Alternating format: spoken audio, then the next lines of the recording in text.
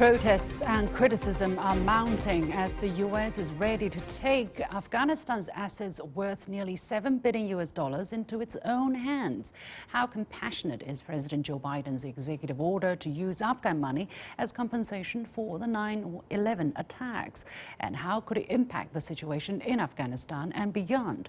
Also, I sat down with a senior advisor who has been involved in both the Olympics in China and seen the transformations. Welcome to The Point, an opinion show coming to you live from Beijing. I'm Li Xin.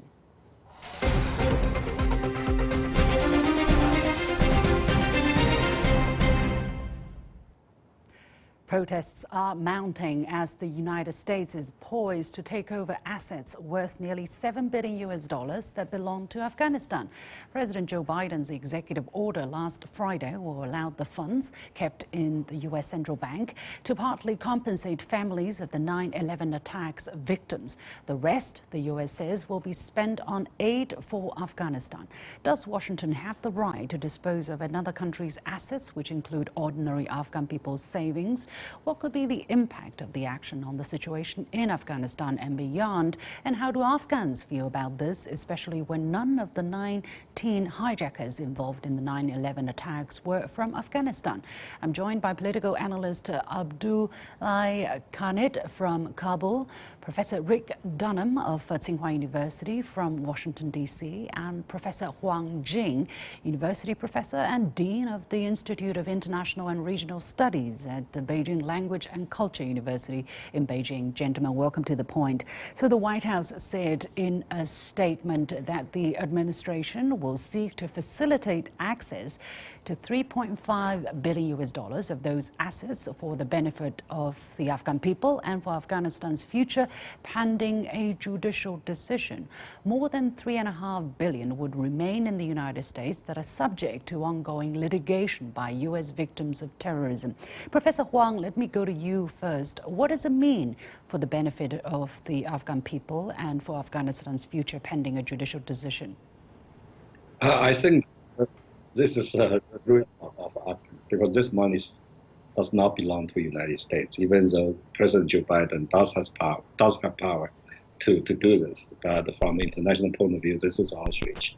And that means that a wealth of money or asset belong to the other foreign country or sovereign country has been under the disposal of the United States, which this is, in my view, is unprecedented in international politics. I don't think this is right, just first. Second, I think that it also shows that nowadays U.S. foreign policy has been hijacked by internal politics. I think President Joe Biden did this largely because internal politics, for his own benefits or his party's benefits. That's a problem, because nowadays we see more and more foreign policies of the United States being handicapped by the internal partisan politics. And last but not the least, this has set a very dangerous precedent for the future, because if this has become a kind of normal situation in international politics, that would be an essential source for a lot of chaotic situations, a lot of problems. Mr. Khanid, let me go to you. We know that Afghan's acting Foreign Minister Amir Khan Muttaqi on Wednesday said it is not acceptable for Afghanistan, for the U.S. to spend this money on humanitarian aid or compensation.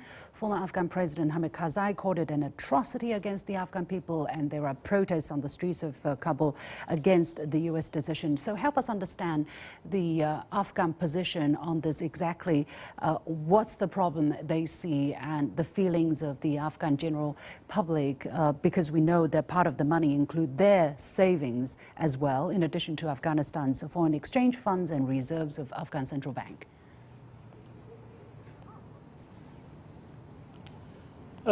So this is not just the position of the Afghan government and the previous government members like Mr. Hamid Karzai and others. This is the position of the common Afghan people. Afghans are thinking that they were in the war because of the United States, and the United States has brought the war to Afghanistan. And for 20 years, it was Afghans public that they were giving their people in this war. More than 100,000 are killed in this war. So Afghans are thinking that this is what the United States has been doing with us since 20 years. So now when they have left The only thing that they are doing with us now is they are crippling our economy and they are starving us in the country. That's the purpose. Like generally Afghans are thinking that as the United States doesn't want Afghans to live in peace. They have brought war to them. They were in this war for 20 years, and now they are starving them. They're not giving them their own money, the bank assets, which are there in the Federal Reserves of the New York Bank. So this is what the perception of Afghans are here. The feeling is very negative about the United States, and Afghans are thinking that United States is responsible for all what is happening in Afghanistan now. So I think this is what this is the general perception here, not just of the politician in the Taliban. Well, you know, some people would argue that, look, the United States is keeping, you know, half of the money for aid for the people of Afghanistan. Does that appease or does not soothe a little bit the sentiments of the general public in Afghanistan? Mr. Khalid. It doesn't. Because the general public understands that this money was there in New York Federal Reserves because this is a kind of back for the economy. They are splitting this $7 billion into two, $3.5 billion going in compensation to the victims of 9/11. Although it has the legal process which is going to be done, but 3.5 coming in humanitarian aid, and in this 3.5, all of them are not coming to the Afghanistan and Afghan people. We know that how it comes, the way they are coming to Afghanistan, and it is going to be spent in admin cost of the organization, which are going to the third party, which is going to distribute it to the Afghan people. But Afghan people want the United States to have this money as their back of their economy in the Federal Reserves of the United States, New York Reserves Bank. So this is what not just what Afghans want. This $7 billion were not to distribute them in humanitarian aid. It is not acceptable for Afghan public. This is what the perception, I see it here. This is the purpose. There were protests in Kabul, and there are protests coming out in many other provinces in asking the United States to keep our assets. If you are not going to, if you are not recognizing the government for now, keep the assets. It's belong to our state, and you will unfreeze it when you recognize the government and when there are legal processes is done, and there is way for United States to give this money to the new government. The general public is completely negative about it, even the humanitarian aid. Sure. Let me go to our guest in DC, Rick. Some people are saying the Taliban has not been recognized by the international community. So, you know, in terms of the legal basis of such a decision, does the executive order hold water? To whom exactly does the money belong?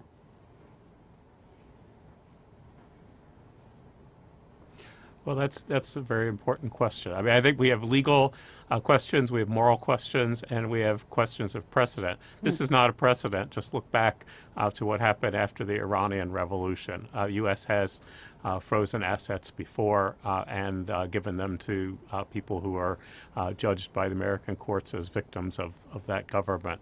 And then in terms of legal, if Joe Biden does have the right, if it is approved by the court, that does not make it the right thing to do. That leads to the moral question. And the question is, should the aid go to the Afghan people?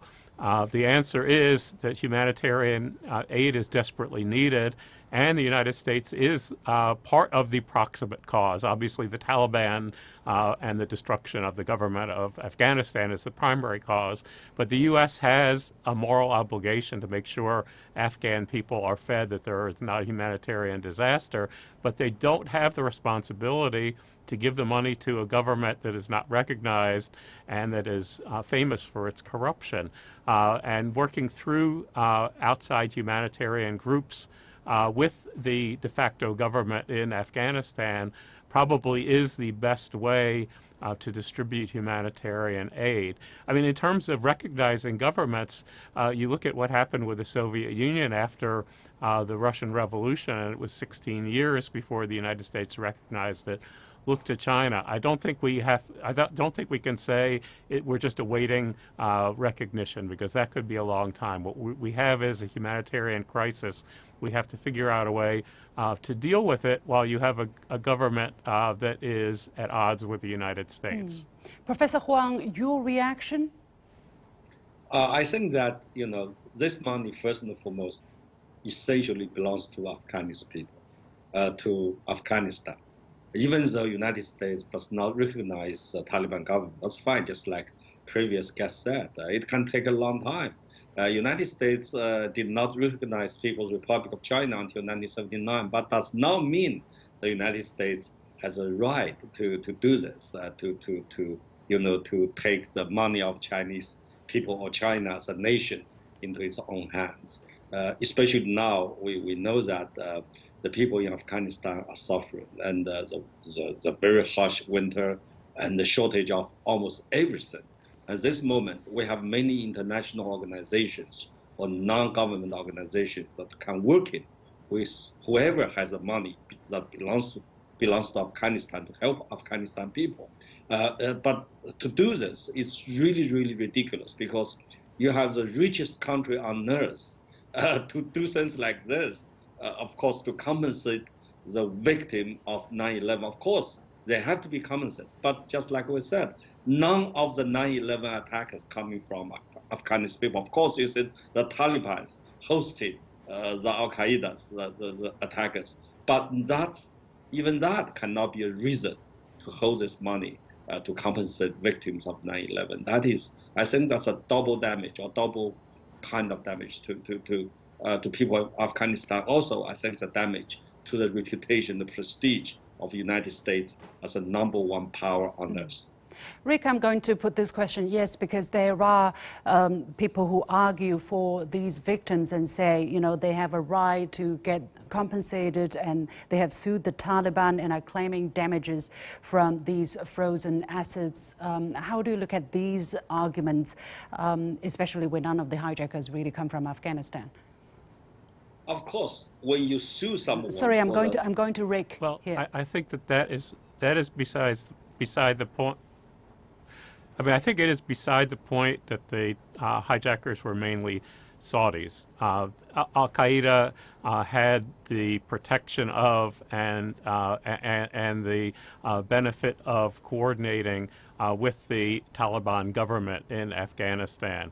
So it really, I don't think it's fair to say just because the attackers were not Afghan, that they were Saudis trained in Afghanistan, that would mean that the Taliban has no responsibility. But it's not for me to decide. It's not for any of us on this panel to decide the responsibility. That would have to be a court, court, whether it's a court in the United States deciding it or a global court. I'm going to give the last minute to Kanit, our guest in Kabul. What is your reaction? The thing is that we should not deviate the history. The government of Taliban from 1996 to 2001, there is no evidence for that they have coordinated the 9/11 attack with Al-Qaeda. And there was no one, an Afghan national, even a member of Taliban, in the 9/11 attack on the United States. The Taliban have condemned them, and they have said that time that we are there to cooperate with the United States government to find the people, to find the culprits, and investigate them, that who has done that thing. But the United States has decided to attack within 15 days. So I don't know how can that be a legal or moral ground for United States to freeze accounts of Afghanistan in the Afghan people and starve Afghans for that reason. This doesn't make any sense for me. Okay, we're going to leave it there, and of course we'll be discussing this topic in the near future again. Many thanks to Abdul Hai Kanit joining us from Kabul, Professor Rick Dunham joining us from DC, and Professor Huang Jing joining us from Beijing. We're going to take a short break, and when we come back, my exclusive interview with Anthony Edgar, a senior advisor for Beijing 2022, talking of China's transformation between the two Olympics. Stay with us.